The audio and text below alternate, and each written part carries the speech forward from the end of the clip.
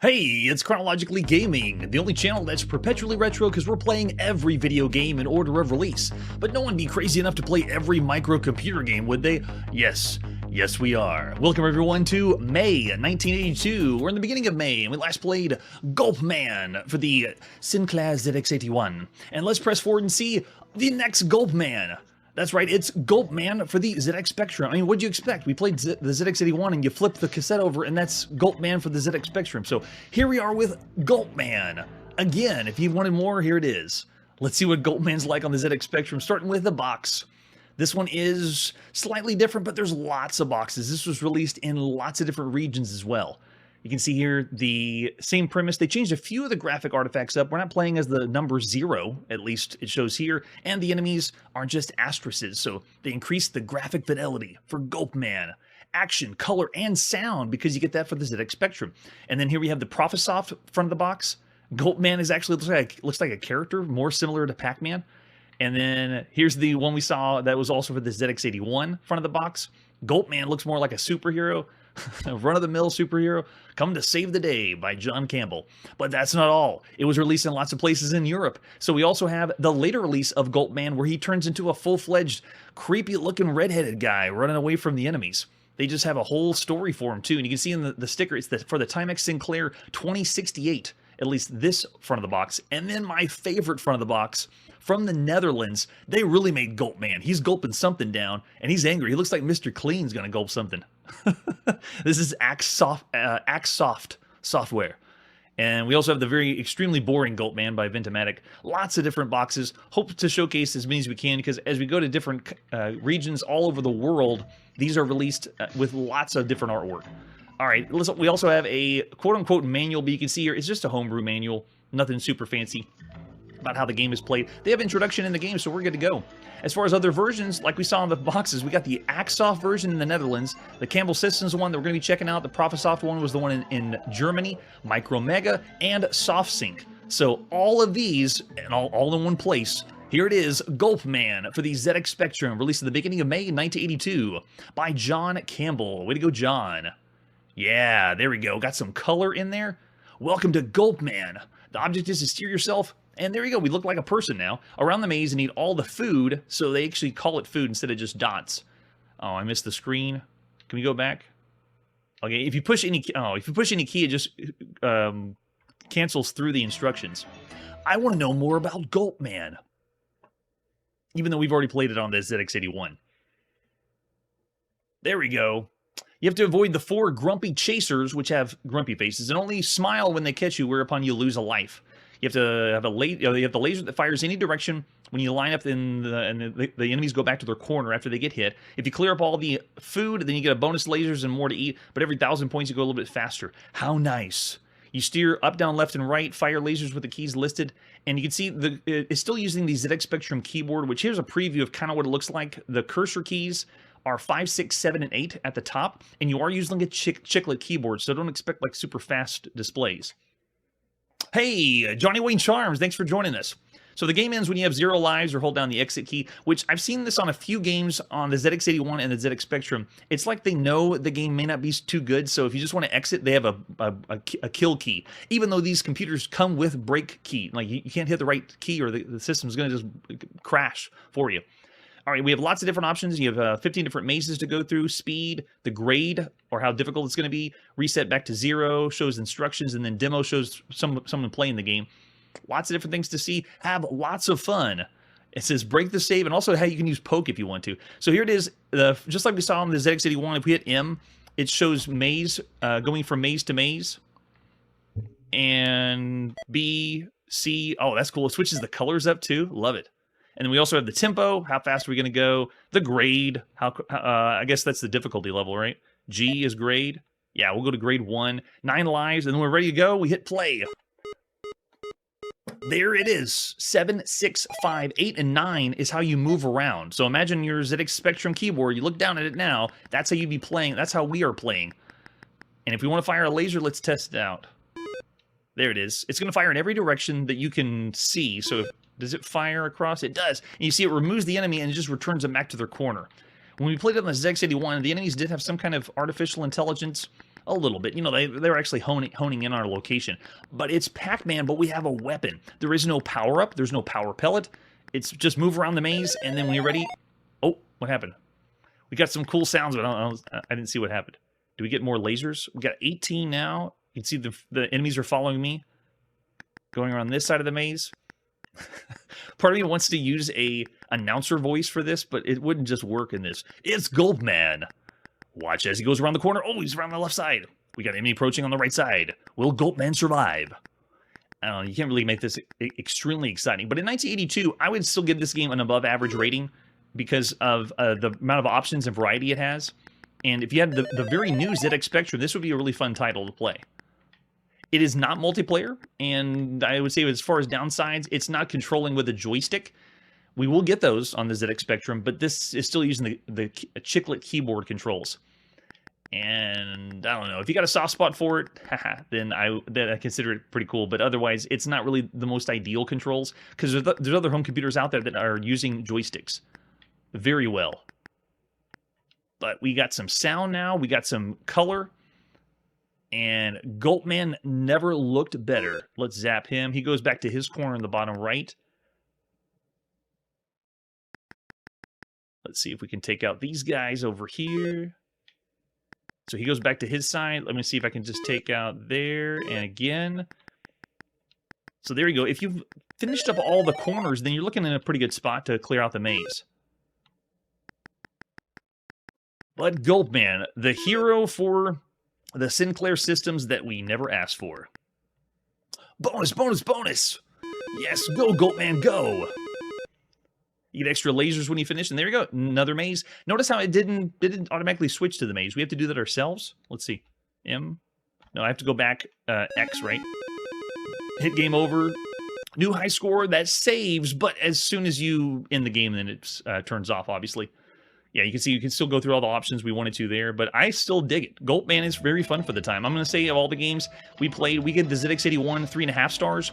Now, in the chat, if you wanted to throw some ratings out here, just to give everyone a heads up, the rating for 1 star is if you ask yourself the question, is the game broken? Do you feel like the game's broken? That's where you're going to be in this range. If you say the game's bad, then you're in this range. If you say the game's average, then you're in this range. You know, like this would be sub-average, this would be about average. And this is the game of, if the game's good or very excellent for the time. And then if you're ask yourself the question, this is one of the best games you could play in 1982, then you're in this range. So I'm going to give Gulpman around 3.5 stars. If anyone thinks that this on the ZX Spectrum should be 1/2 star higher, considering the ZX81, and go 4 stars, let me know. But otherwise, I want to go 3.5 stars. Both the ZX81 and ZX Spectrum, both just above average for 1982. Lots of good fun there. So we'll go 3.5 stars for Gulpman on the ZX Spectrum. And with that, let's press forward and see our next game.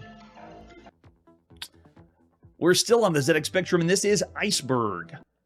This one we have no box for, just a few screenshots to check out. This one is part of a compilation that was done originally by Usborne Publishing, and then later by Abacus Programs as a compilation.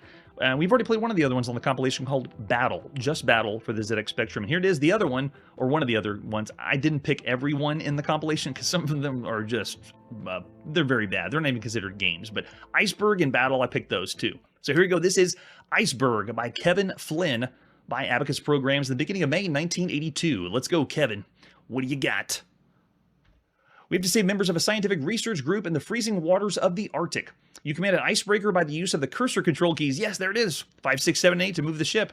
It's green until you pick up a group. When it becomes yellow, your ship only stops at the ports. You must be careful when navigating through the ice. Press P. Pack ice forms, followed by icebergs. You can pass slowly through pack ice, but if you hit an iceberg, you will sink. Iceberg! One group, which is represented by an asterisk, can be rescued at a time and taken back to port in the top left corner. Okay, similar to Battle, whenever you finish the battle game, you return to the top left corner to get your points. Once you're laden down with any of the groups you touch, obtain more points for the rescue of groups furthest away, and the shortest time is given for the... Okay, so you rescue someone farther away, you get more points. So here we go, it's going to build it up for us. Let's see what Iceberg's all about. All the asterisks is everyone we need to rescue. So there I am at the top of the screen as the green sub. And whenever I pick direction, it keeps moving. I'm not touching anything right now. So you decide which direction you want to go. Very slow response, but I kind of figured using the chiclet keyboard and the keys, or the number keys, to move around. Let's go to the top right. So you deliver, you turn back to green, and you go and find another group to rescue. And that's it. It's arcade style. Usually when we see something with a ship or a boat like this, from a top-down view, it's something strategic. But no, it's an arcade game. Go and rescue and then come back. Rescue and come back. That's going to be one of the best games we're going to see this year. If you know what I'm talking about, it's coming up soon in May. I think it is. The release is. Go back to the dock. And I like the idea that the world, or the map, is slowly getting ice as an obstruction, because it's obviously taking inspiration from Pac-Man or Maze-style games from the top-down view. Can I still go back, even though there's no dock up there? Okay, it did work. You just make yourself around, avoid the icebergs. You can break through the smaller ice, rescue, and then come back. Get as many points as you can. And then the longer you play, it looks like it's going to just keep building up walls. So in a way, it's kind of like a variant of the Maze game. Just a little bit. But simple premise, I dig it. There's Iceberg. I would say it's all right for the compilation. The battle one we played, that's the other part of the compilation, it seemed a little broken, at least for trying to shoot. And for this one, I'd still say for the time, it's still around the average range for the usual game from 1982. It plays pretty well. I'm going to go ahead and say because you're using the keyboard controls, it takes a little bit of time to get used to. And we have other computer games that do use joystick. I'll do 2.5 stars for Iceberg. All right, we are blazing a trail through May 1982. Let's see what our next game is. Yeah, a bit bland. I'm with you there too, Chiptune. And now we're going to see what the Commodore VIC-20 has for us tonight. This is Invasion. Invasion. You ever have a conversation with someone and all of a sudden William Shatner just beams right into the conversation?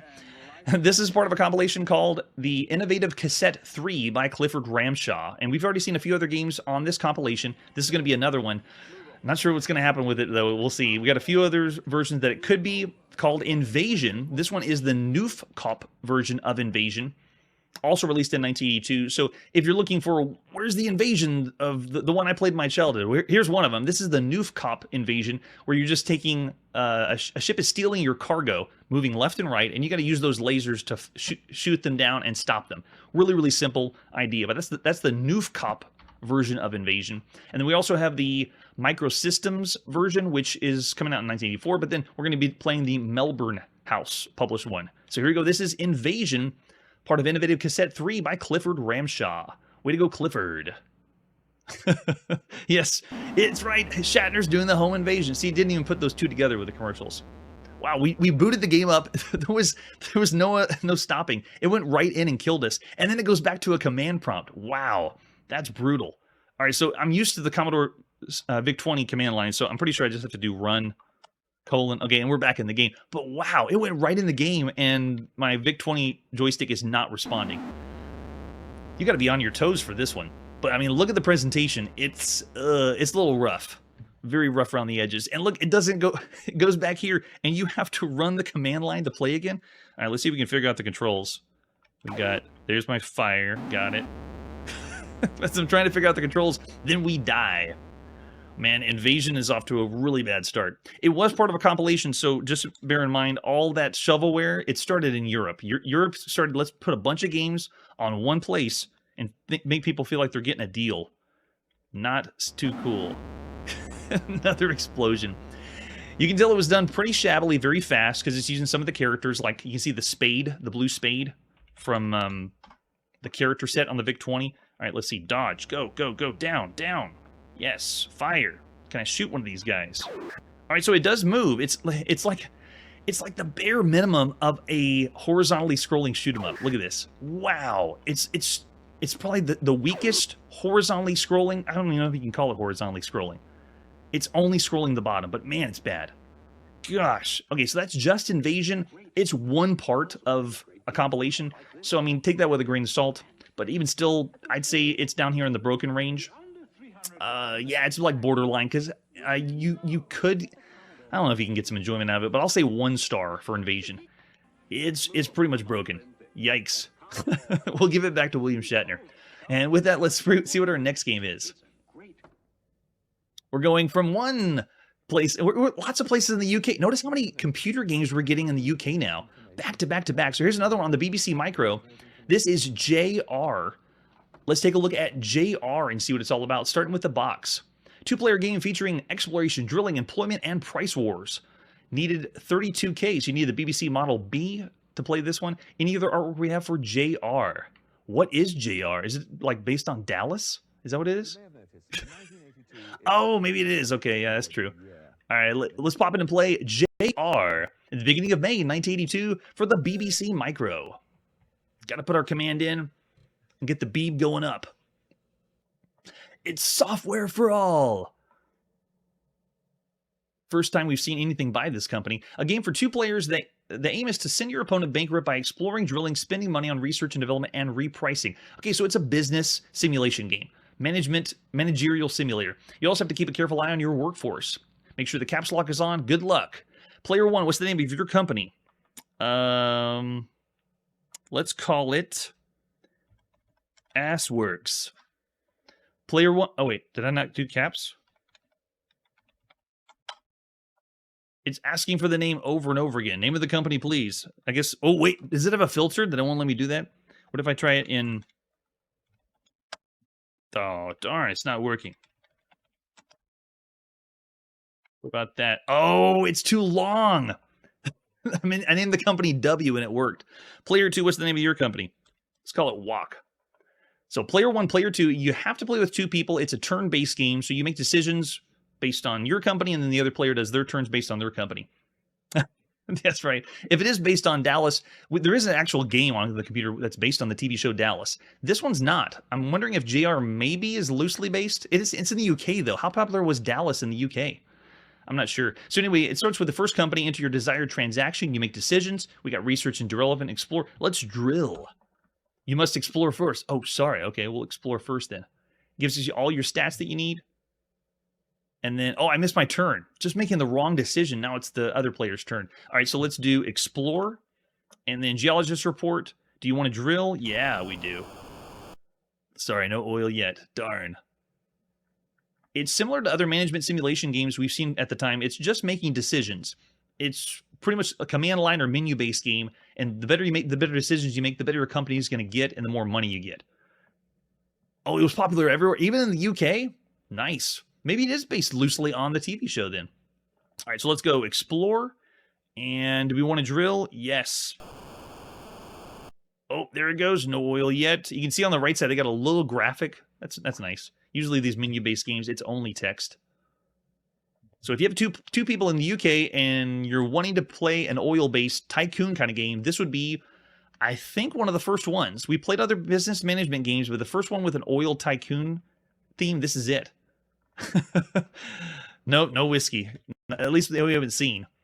I'm not going to play too much of that one because it's really, you need to have someone else there, and since it's menu based, it would take a lot of time going through all the options to decide which one's the better game to play.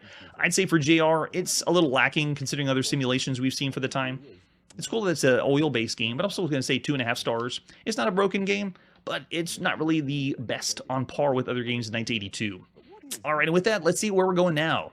Are we still in the UK? Our next release is in the arcade, and this is Jack the Giantkiller. Finally going back to the arcade, see what we got with the artwork. Here's the advertisement flyer for Jack the Giantkiller. This one is another title that some databases don't have when it comes to arcade games. It is by Cinematronics. You can see it's using the fairy tale. Oh my gosh, that princess doesn't look like a princess to me. Help Jack in his perilous journey to gather riches and rescue his princess from the giant. No, don't rescue the princess, Jack. Go home. Do something else with your life. You can see you wake the sleeping giant, you climb the beanstalk. Oh, that's cool. The advertisement flyer is showing you all the different scenes that you get to play in the arcade. Colorful cartoon animation, and each level offers rewards for player accomplishments. Rewards for player accomplishments? In a video game? I don't know about that. There's the example of the arcade cabinet. The artwork on the outside is pretty generic for the arcade. I didn't see, think of all the other games that are in the arcade right now in the golden age of arcade games. Would Jack the Giantkiller and this artwork floor you? I wouldn't say so. There's our arcade PCB, a terrible picture of the control panel, but the controls are an 8-way joystick. We got jump and we have fire. Jack can shoot? Okay, let's see how that works. We have the arcade marquee here for Jack The Giantkiller with an example of the screenshot. Yes, they are not the best. We also have the manual, the service manual by Cinematronics for Jak the Giantkiller. Nice artwork here in the manual, though. That looks cool. Unless we get to the princess. Yikes. All right, so we don't care about the FCC warranty. Yeah, we want game description, so skip by that. Don't care about those. Customer service. Got it. Glad we got our arcade cabinet. Nice. Yes, the game follows the story of Jak as he climbs the beanstalk to retrieve treasures from the giant's castle. The game has 6 different screens. 6 screens, that's pretty good. 12 levels of difficulty. Difficulty level and order of appearance, the screens are as follows. So if you do level 4, 8, and 12, you get to see all the screens. That's pretty nice. So here's the screens. Jak's climbing the beanstalk in screen 1, then Jak in the clouds, Jak on the stairway leading to the giant's room, Jak in the giant's room, Jak climbing down the beanstalk, and then Jak chopping down the beanstalk. Wow, so lots of variety. That's pretty nice. Difficulty levels, you can switch out. How do you switch out the difficulty levels? Does it say? It just shows they have difficulty levels. I wonder if it's in the dip switches then. Let's see, screens. Oh, shows you the different enemies that you're going to be fighting. Lots of things to look for. And our points, got to know what the points are at 1982. Every time a screen successfully completed, bonus points are awarded. Bonus points by difficulty level are shown in the table below. Dash indicates the screen does not appear in the difficulty level. Gotcha. Hey, welcome, Eric. Thanks so much for joining. Appreciate you. All right, so we're playing Jak the Giantkiller. Oh, it has game features similar to Atari. Either 3 or 5 Jaks per game. That's your lives. Easy hard difficulty switch starts with level 1 or level 5. Free play switch for demonstration, 6 different screens, 12 difficulty levels. That's actually pretty impressive of the amount of content you have for an arcade game. That's nice. You got different sets to play. Let's go to the arcade and play Jak the Giantkiller by Cinematronics, the beginning of May 1982. The latest arcade game. So we got the artwork you see around the CRT television. And I want to see what they have. They keep a high score rating. That's nice. I want to see a little bit of the attract mode and what it's like. Because this is what you'd see before putting your coin in. We got a cutscene? Oh, look, it's Jak building the beanstalk. I think that was it, though. That one cutscene. Jak throws the seed, and there it is. So he's throwing beanstalk seeds at everybody. And then he takes a tumble. And then for some crazy reason, you're in the arcade and say, well, let's give this a shot. Ready? And put some coins in.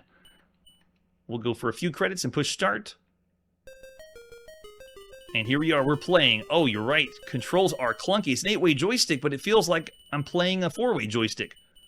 Can I move? Okay, I can move in 8 directions, but... wow, yeah, very touchy, too. Whenever you get your hand close to the edge, then you just fall straight down. Is anyone in the house a King's Quest fan? I'm getting really big vibes of climbing the beanstalk, or any Sierra the graphic adventure game where you're having to climb. This is what it feels like. The exact same thing, but 2 years before it comes out. Still going. Yep, I'm picking up. Is those my seeds? Oh, okay, those are my shots, I guess. Where's my... Okay, down on the bottom right side. That's how many shots I have left. And I'm picking those up as we go. Gotcha, okay. Yeah, so the premise is great. The amount of content is great. It's the controls just feel very strange. I have a little bit momentum. I'm not sure also what I can grab and not grab. Whenever you start moving, you slowly move, and then you progressively get faster and faster. Let's go to the arcade, kids, and go to sleep. We need to put little Johnny to bed, so go play Jak the Giantkiller. Yeah, it's hard to tell where you can get a hand on the beanstalk or not. One reason I like reading the One reason I like reading the manual and seeing how much content the game has is kind of like pump you up. The same reason we watch the commercials first of what the hype was like when you play the game, and then the hype is real. The hype is pretty good for this one, but it just doesn't deliver. I'm sure if you practice, you know exactly where your hands and feet can go on the beanstalk, but we're going to be falling a lot, I bet. Yeah. Because I want to get further, and I want to see the other screens. That's one of the best draws of the arcade right now. Let's see what's next. We have a desire to play again, not because of a high score, but we want to play because we want to see the next screen. It's the new coolest thing. We need to make it happen. Okay, let's see. We're on a roll now. The reason I say it feels like a 4-way joystick is when I try to move 8-way, it feels like I'm going too fast or out of control. So this is me just like tapping the controller. But watch my movement. I start slow, and then he progressively gets faster and then stays at a certain speed. Yeah, I'm afraid to do the diagonal movement. I feel like I'm going to get lost. Oh my gosh, but I can jump. I didn't think about that. So you have the jump button and you have the attack. I tried to do attack down. You just fall off the side. And is there a checkpoint? Or does it just start at the beginning of it? It does. So you have to get through the whole first screen before we move to the next one. So just bear in mind, we've seen arcade games have checkpoints already. One of the most popular ones we saw was Fantasy. And that one, you would get through half of a screen and then it would just give you a checkpoint right where you left off. It was really nice. It also allowed you to put a coin in and continue where you left off. But man, Jak the Giantkiller, I want it to be good. I want it to control better, and I want it to be able to be easier to play. Notice how it's a little choppy on the scroll, too. It's a little jarring. Seeing an arcade game do this, when this is something that we'd see like on a home computer scroll this way. It feels like something's wrong. What happened with Jak the Giantkiller? I really want to see the other screens, but I don't know if I want to survive for the live stream. Probably not going to be one of the games I... Oh, wait, are we at the end? Yes, go, go, go! We did it! Okay, we made it! What are we doing now? Oh gosh, the momentum. It's turned into a platformer? What? It's so clunky. So it has the same momentum. I move the joystick first, and he does one step, but then he gets a little bit faster to move to the top. Okay, let's see. Let's catch a few. Nice. Get some golden eggs. Keep making our way up. Wow, we've had better platformers on consoles. The Magnavox Odyssey 2 has better platforming than this arcade game. All right, I don't know if I'm... But I just touch. I made it. Okay, now what do we do? Are we running away from him? Or are we chasing him? Oh, that's right. We stole the harp. I gotta remember my fairy tales. And we're getting out of there. No, you'd have to jump at the right time. Very tricky. Yeah, Mom's really mad. She really didn't want us to climb the beanstalk now. We really don't want to climb the beanstalk now. All right, fantastic. So, of the arcade games we played at the time, it's really not up to snuff with the other more exceptional titles. I'm even willing to say it's 2.5 stars, but because of the content, I'm going to bump it up and just say it's a 3-star game. So while it has things that are pushing it below the average, there are things that are pushing above the average, so I'm going to keep it right in the middle. It's still a 3-star game. It's got a lot to it, and you get used to it, but a game that you have to take a while to get used to is something on the computer or console, not the arcade. Right when you get to the joystick, it's time to go, and you should have the game down. All right, so that's Jak the Giantkiller. Probably our lowest rated arcade game so far in 1982. And with that, let's see what our next game is. We're now on the Atari home computer. This is Jeepers Creepers. We enter the world of the games I'm very not familiar with, and this is another one, Jeepers Creepers. Let's take a look at the box for Jeepers Creepers, another bug-style game. We look pretty stylish in our trench coat, though. Is it going to be Centipede? Who knows? This is quality software that does this one. Flip it on the back, and this is by James Albanese. Way to go, James. You draw lines around boxes in a maze. When you fill in the box and earn points and other bonuses, but beware the evil wasps. They're out to sting you. If you're lucky, a wasp-eating beetle will come along, fill in the whole maze, and go on to another, more difficult one. The fast action and exciting sound effects will drive you buggy. Requires 32K, one joystick, and disc drive. And there's the advertisement flyer we'd see in magazines. Nail-biting arcade excitement on your Atari home computer. And there's our 5 1/4 floppy disk we're going to pop in with an example of the screenshot. Any other versions we got? Nope, that's it. Let's go. Pop it in and play Jeepers Creepers by Quality Software in the beginning of May 1982. Yes. We're going to see where those peepers are coming from, or what kind of game this is. Anything involving bugs is usually a Centipede variant, at least what we've seen so far. Ooh, cool. I'm loving the ditties in video games. We're getting this slow roll of more songs coming in. Still the best one I think we've heard is that darts game on the Atari home computer. All right, so go and push start on our console. What was that? Was that the loading screen?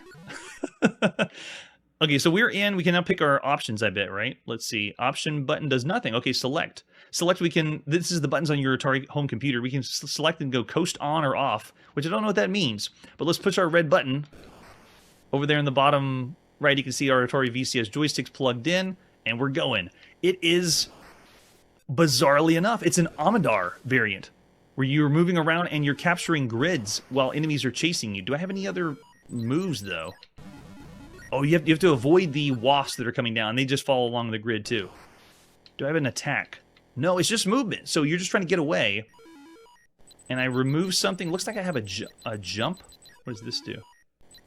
Oh, it adds a jump to me. Okay, so maybe I can jump now. Let's see what that does. Oh, okay, jump does like a time warp jump. You just jump to the other side or to another area. Not helping me, though, as I move to the other sides. Wasn't expecting this. It feels like it's maybe they're taking the song from Jitterbug. Is that what it is? All right, so we got another enemy. Is that an enemy? Let's see. No, it's a friendly. Okay, cool. Whoa, okay, cool. So we can capture, instead of what Commodore did was you just capture to get points, this is capturing for power-ups. That's a cool idea. We haven't seen this yet. There's not really that many Commodore variants anyway, but we're going to see Commodore at home on consoles, but before we do, you can see I do a capture. I got one jump, and I also got a friendly that I think is going to kill the wasp for me. And I got another one. Does that mean two show up? And jump? Yeah, so he's going to go take care of the wasp. Go, go, go. As I dodge terribly, though. Do you remember the name of the horror game? They're kind of generous with the lives, so we get a little bit there. And then we move to the next. We get an intermission that looks like just a bunch of jumbled up loading screens. Okay, so we're on the next level. They changed up a little bit. I want to get a jump in there. You can see we have 3 jumps, only 1 life left. But I gotta watch my movement because you can switch the way you're needing to go. It does control pretty well for a grid capture game. It's nice. Maybe that's Boogie Woogie that they're going for, the music. Yeah, so I can get him. Now I got a buddy that follows me around. He's like a bodyguard. And we won't get the other ones until... Yeah, here we go. He's going to start going for him. Watch. Oh, he's gone. He has a limited time? What? Alright, so I got to be... The enemies are pretty smart. Look at that. Oh, man, I pushed the button too slow. So you have to use your jumps while you can, because otherwise when the lives are gone, that's it. Let's get one coming in here. You can see how many more enemies are coming in at the top of the screen. All right, well, my gameplay isn't the best because this is the first time playing Jeepers Creepers. It's very fun. This is an interesting concept for a grid capture game. You have to get used to using this to capture and get your power-ups, and then remember to use the power-ups that you got. I like the idea of having somebody come out and help you. Like, you can see there's someone following me around, and he's going to kill other... Look at that. He's chasing after them. Great idea. I gotta say, if I'm gonna play Commodore, I consider this better than the arcade Commodore because of the power-ups. Is this really a public domain song? I hope not. That's playing in the background after every level. It also moves really fast, keeps the action going, and now we got enemies that just showed up. I have 2 jumps, and their movements of the enemies aren't as predictable. It's kind of cool. It makes me feel like they're actually insects that are chasing me. Oh, and they got me. Gonna get progressively faster and faster. Nice. All right, so that was just a taste of Jeepers Creepers. I like it. That's pretty good for the time. Like I said, if I was going to have to play Commodore, I played plenty of clones and ports that are going to come to the consoles, and this one is great because of the power-up system. And it also works really well because you have your Atari VCS joystick that's plugged in. I'm going to say for Jeepers Creepers, of all the games we've seen up to this point, I'm going to go 4 stars. It's got a good premise and plays really well. It's an excellent game for 1982. Especially when it's so new from Commodore. Commodore, the idea of that. And maybe if you want to count kicks as grid capture, maybe that could be it as well. But yeah, I'm going 4 stars. All right, with that, let's see what our next game is. Still on the Atari home computer, and this is Jumbo Jet Pilot. The latest flight simulation game by Thorn EMI in the United Kingdom. If you had a Atari 800 in the United Kingdom, let's take a look at the box for Jumbo Jet Pilot. I really like Thorn EMI Video. This company, what they do is make their box and presentation. Look at this. The back of the box has in the bottom left the joystick. You need one joystick. You don't need basic. Takes 16K. And then if you need the cassette, or I'm sorry, disc for Atari or not. Really, really classy. Take your seat in the cockpit of a jumbo jet. Fly your own jumbo jet with this sophisticated simulator, complete with flight instrumentation and views through the cockpit windows. Joystick and throttle give you control in the air, but you must remember to lower the undercarriage when landing. You've taken off from the home airport, navigated to your destination, and landed safely. You can see what your jumbo is capable of. Can it fly upside down? Can it loop-to-loop? More important, can you? Game Variations has 10 and 1 player on cartridge. Sweet. Let's see what art we have for Jumbo Jet Pilot. There's the advertisement flyer. Very nice advertisement flyer. And they have a few... Oh, there's advertisements for what else they got. Thorn EMI was the company that brought us the darts game that opened with the best music that I consider the way we've seen in a video game. They are quality or classy. What's the plan? 4090? I hope not. Let's take a look at the manual for Jumbo Jet Pilot. Let's see what it has here. Nice. See, the whole thing is just quality, like most of their titles. All right, so we got the intro, exciting, sophisticated flight simulator, got it, full instructions. Now, this is a flight simulator, so we are on a live stream. I don't know exactly how the flight simulator is going to work or how much we're going to see, but it explains here how to load the flight simulator and how to play it. We have select to choose skill level, an option to choose between day and night flight. We have the instrument panel, and they're going to explain all the controls. We use the Atari joystick to control the flight simulator. The first time I think you could do that, because the one we played on the Apple II, or the most popular one, is I don't remember that one controlled with the Atari with the Apple joystick or not. But this one does for sure on the Atari VCS. You can also control with the keyboard if you want to, but why would you want to do that? Just unplug the joystick from your Atari VCS and plug it into your Atari computer. Okay, so here's our instrument panel with lots of information. Full view of the cockpit, fuel, artificial horizon, elevation setting, controls up and nose down, moving the joystick towards or away from you, and then undercarriage warning light, longitude, latitude, got it, brakes, skill level, and then at the end of the start of each game, you have 1,000 points, and points are deducted during the flight for the reasons. Oh, yikes. So that means it gives you all the points, and then depending on how you fly, you're just going to lose more and more points. That's kind of depressing. We're not going for the high score here. Well, I guess you are, but you don't get more and more points for it. And then there's the skill level. We have max fuel. Okay, it shows us what it is when we're flying the plane. And then hints. Yeah, how do we play the game? It seems like a rather overpowering challenge to begin with. It's a good idea to practice certain techniques one by one before you attempt a full flight and progress with more difficult maneuvers. We haven't really seen too many flight simulators because at this time, doing a really good one takes a lot of programming. And we've seen a few that were fun on the ZX81, which blew me away that they did flight simulators at all. But then the other ones we've seen, they're really bad. They're borderline unplayable. Even at the time, they were just a novelty to pretend like you were flying. But the best one is still the one we played on the Apple II. So for taxiing, we need to release the brakes, apply minimum throttle, set elevators to well below central position. Aircraft will start moving forward slowly. Steer to the ground, move joystick to the left or right. Slow down, apply the brakes. Okay, so we'll refer back to the manual if we need to, and then they have a diagram of you taxiing off before the takeoff, which you have to, I guess you have to do that too. The taxi and the takeoff, how to climb, descend, turn, stall, and then your navigation screen, approach and landing, night flying, acrobatics, and then there's our specifications. We're flying the Boeing 747. Very nice. All the specs. We're flying with 389 passengers. Oh gosh, this isn't going to be good. All right, so here we go. Let's go down. Yes, at home, Dad's playing the airline pilot game. That's what I would be doing. I mean, the other one we played on the Atari home computer is fantastic. All right, so how to play. Oh, they have a cheat sheet at the bottom. That's nice. The reference part. Again, we'll refer back to it if we need to. Other versions, just an alternate version. Here it is. Let's pop it and play Jumbo Jet Pilot by Hanan Samara. Way to go, Hanan. By Thorn EMI Video, the beginning of May 1982. I don't know how well this is going to go. Last time we played a flight simulator, I just showed the instrument panel and said, whoa, this is complicated, and then we went to the next game.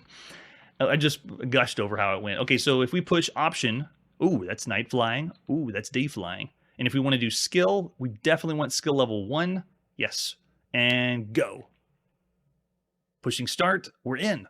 So it gives us a view at the top of the screen, and then you have to remember how to taxi out of the place. So if I hit M, that shows us our map. You can see we're at the really top left of the screen. We're a flashing pixel, and that's where the taxi is. Looks like we got to fly all the way right here on the bottom right of the screen.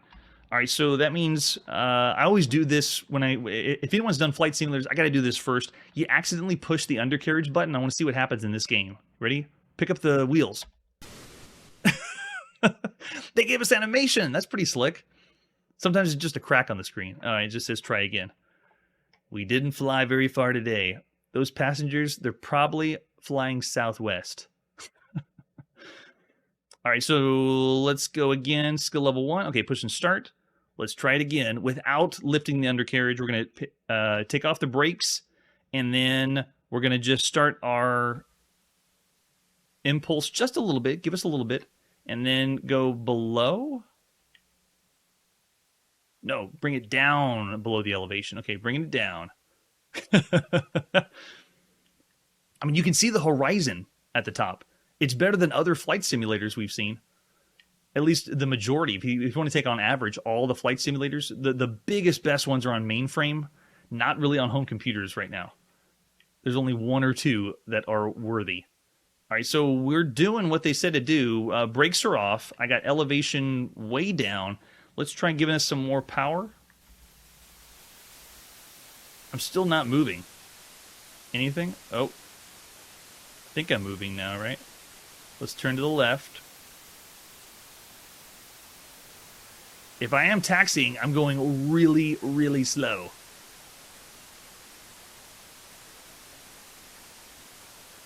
Yeah, it looks like I'm not moving. Where's the map? Have I moved? Wait, I have moved. My little pixel's over there. Okay, let's try it again. Go to this side. Oh, I'm moving. Yes. Look. It is working. Just turn to the right, maybe. The screen on top is wiggling, but I don't know if it's actually Oh, no, it's moving. Honey, should we have really flown with Spirit Airlines? Let's try it again. Turn around. Anything? No, I'm still in the same spot. I'm not moving any further than I was. I'm making the plane wiggle, but it's not going any further than that. Most flight simulators take a little bit of practice, and we saw in the manual it's pretty simple controls. They made it very, very easy to play, and it's great playing with an Atari VCS joystick, but I really don't get... Let's lower the power, maybe? Is that it? Do I need to go one more up? Have I moved? No, I still haven't moved. So I don't know if I'm... Oh, wait. Have I moved now? Oh, I have moved. I am taxiing. Go, go, go. Turn to the left, quick. Turning. Oh. I think, am I going off the map? No, I'm not. Let's go. Keep turning. It's so slow, though. So I'm barely moving. Can I increase my power to turn faster? Let's see. No, it's just really slow to respond. Like, the taxi part is not really turning us around for the takeoff.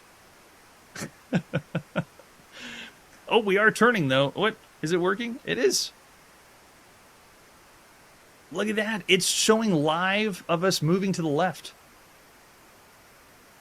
So, ladies and gentlemen, it's 1982. I am very impressed to see, even though it's that small sliver at the top, the screen is actually moving, giving us like a live wireframe. What? All right, let's go back here. Can I go forward? Yeah, look at that. See if it'll make me go faster forward. Let's see. Yeah, so we're moving. It's showing our flight path in the black. We're actually going. Just very, very slowly. I just feel a crash is coming on at some point. And that must be the terminal on the left. But this is so big to see this. I explained before, there's only one other flight simulator that it's attempted to do this on home computers. So this is really impressive, even though we're not really moving very fast. Where am I at now? You can see there's my path. I moved myself finally around the side, but I'm trying to get... Am I stuck on the edge? Is that what's happening? Let's see if I turn a little bit. See, I'm turning to the right. Let's see if we can pull away. Was I just gripping the side on the grass, and that's why I was going so slow? I think I was, yeah. So keep going. Come on, little plane. You can do it. Let's see. Okay, we're there. Now let's turn all the way. Slow us down a little bit. The other flight simulator we played had a manual that was, I think, 30-something pages long. So, very different experience here. Yep, do the turn. Come on, you can do it.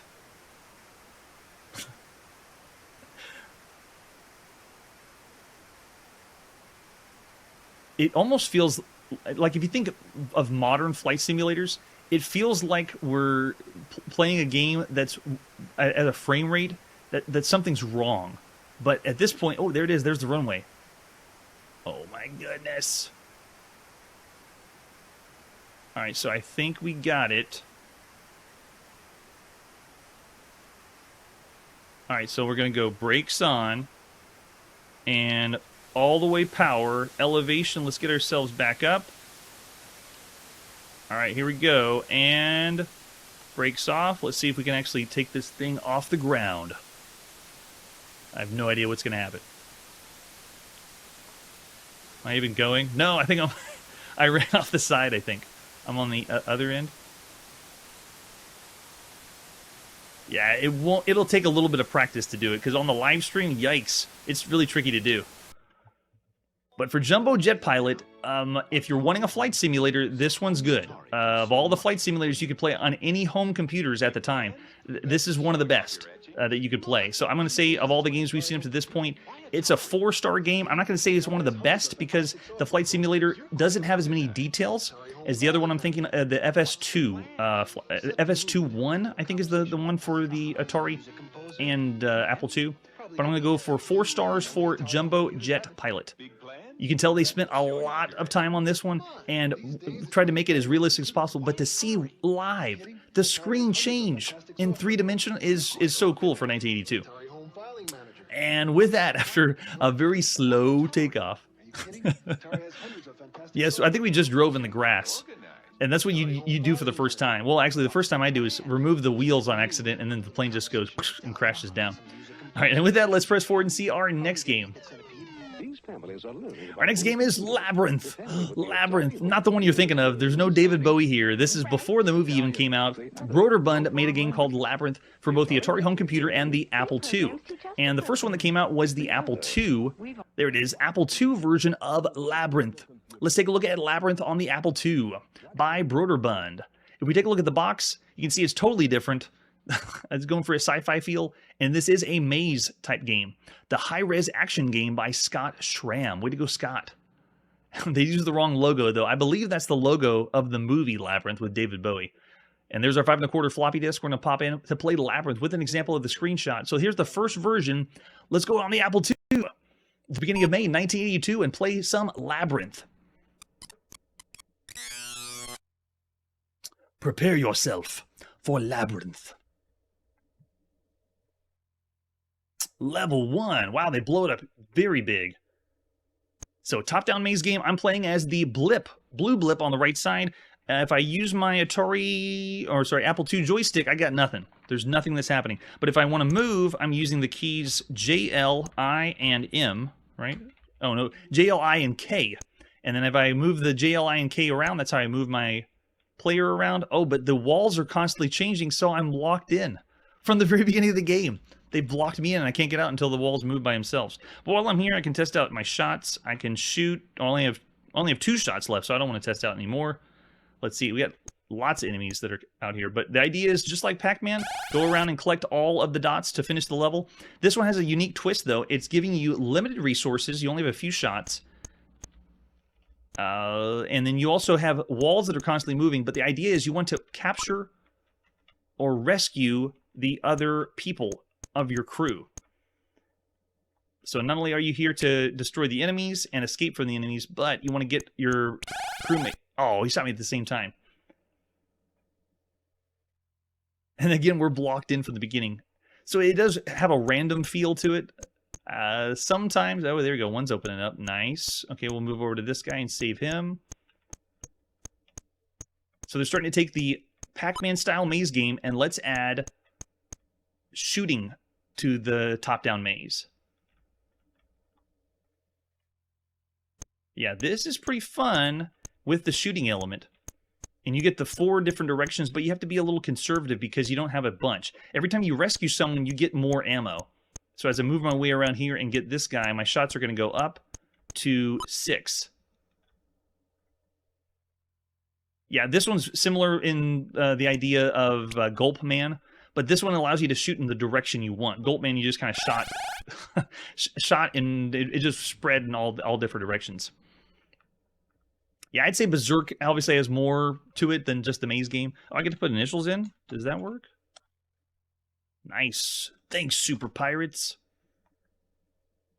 So you can shoot in all 4 different directions. While it looks the same, it plays better than Gulpman.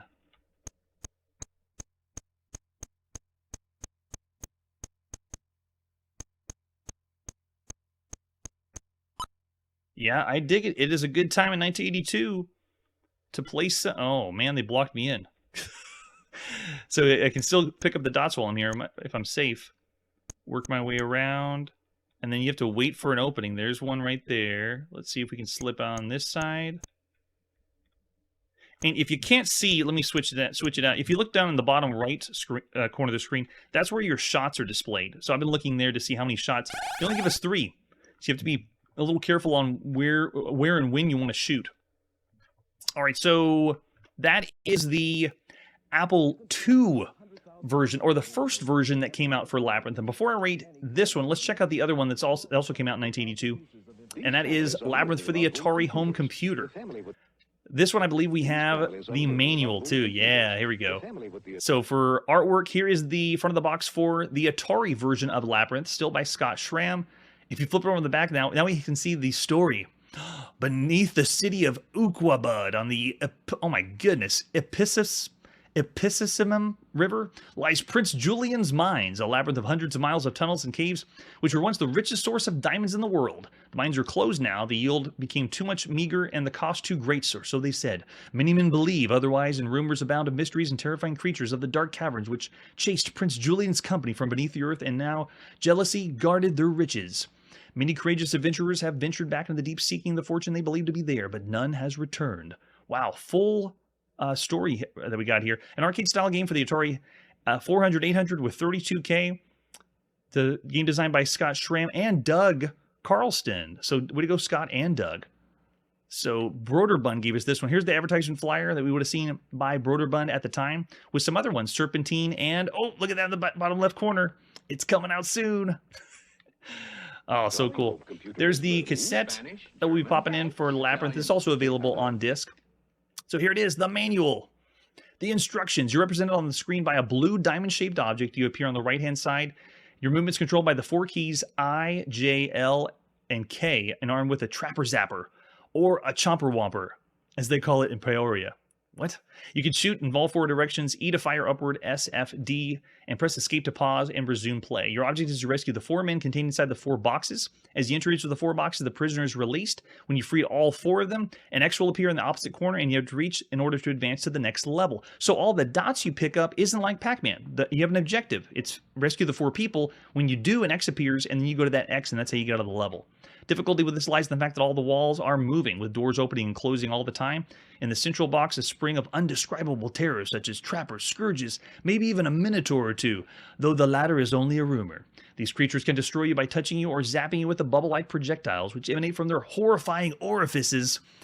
Grody. Each time you hit one of the monsters, you receive extra 2 zappers. Okay, so if you are accurate, you make more shots, but if you're not, you're going to lose many shots. 8 levels of increasing difficulty. Let's see what it's like on the Atari home computer. Yeah, we have 2 versions. We actually have a Labyrinth that was in Germany that I don't have a date for, so I might as well show it now. This is the Labyrinth that was available in Germany for the home computer that I don't have a lot of information on. Might as well pop in and play what this one's like while we're here. It's just called Labyrinth. Yeah, there we go. Entworfen und programmiert von Jens Vordermann. Oh, we got options for this too? Let's just go. Spielbeginn. Yeah, Spielbeginn. Okay, here it is. Labyrinth from Germany. It's bizarre that Labyrinth in Germany is still a top-down maze game. We're playing as a smiley face that moves around. With some really creepy enemies coming at us. Looks like a ghost and the Kraken. But the game doesn't scroll. All it does is go fixed screen from one to the other. Okay, that's fun. Just a slight variation. I always play the one by Broderbund. This is ported by Corey Kosak. Way to go, Corey. The beginning of May 1982 for your Atari home computer. They added music.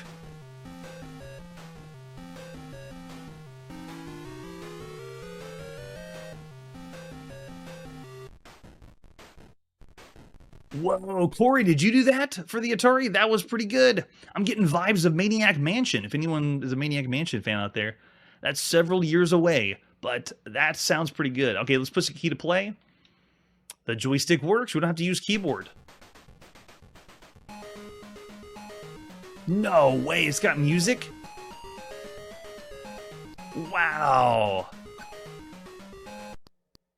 That is awesome. Okay, let me see if I can get this done now. If I can rescue all of them, we'll get the X in the top corner and then move on to the next level. As long as I don't get chased by any Minotaurs. So it blocks them out there. Yeah, doesn't that sound like the NES sound chip? That sounded like Maniac Mansion on the NES. That was really cool to hear on the Atari home computer. All right, got to work our way down. Hopefully, I haven't even tried my shots. Okay, I got 2 shots left. And I just fired off one to see if it would work, but we don't have a way out down to the bottom yet. We're blocked off. Wait, what is that? The enemy just went through walls. No. So you have to watch your shots. Let's see if we can get this sucker. Got him. Okay, so we got 2 shots out of that one since we hit him. And we'll make our way over here. Take him out. Only 2 shots left. Oh, I'm safe in the room. Nice, they won't come after me. Okay, so that means I can probably make a good shot here. 1 shot left. Going on for the top. Quick, quick, quick. And then after I rescue him, now we go to the top left. Yeah, there it is. Go to the X in the top left. We got a lot more enemies coming at us. And I have no way to get to the top left right now. I need something to open up. It offers randomness. You never know what's going to happen in the maze because the maze is constantly changing. This is, besides the Magnavox Odyssey, there we go, where you could program your own mazes on KC Munchkin. This is the first time we played a maze game that is constantly moving and changing. Nice, and they switch up the maze to the next level.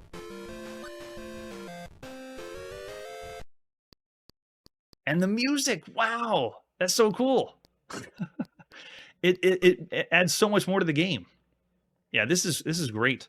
Okay, so that's Labyrinth, both on the Apple II and the Atari home computer. Now, out of the 2 games, this one is the better one. You're playing with a joystick. The Apple joystick did not work on the Apple system. So I'm going to say, of all the games we played, is Labyrinth one of the best games you could play? Ooh, that's tight. That's tight. Because we don't have any... is it one of the best? Is it one of the best? That was a lot of fun. With the random... I'll say 4 stars. 4 stars for Labyrinth. It's up there as a very good game. I wouldn't say it's one of the best games you could play at the time, but it's still very good. And sadly, mostly forgotten, too, because Labyrinth always gets lumped in the other Labyrinths that are out there, not this one. And for the one on the Apple II, I'm just going to go 3.5 stars for that one. The better version is on the Atari for sure. All right, so we got to put our video game playing on pause. Lots more games to play in 1982. I'm talking thousands more games to play. If you could go back to 1982, what would you rate these games on our 5-star rating scale? That's it for today, and like I always say, adding a bunch of buttons to the joystick doesn't make it a better joystick.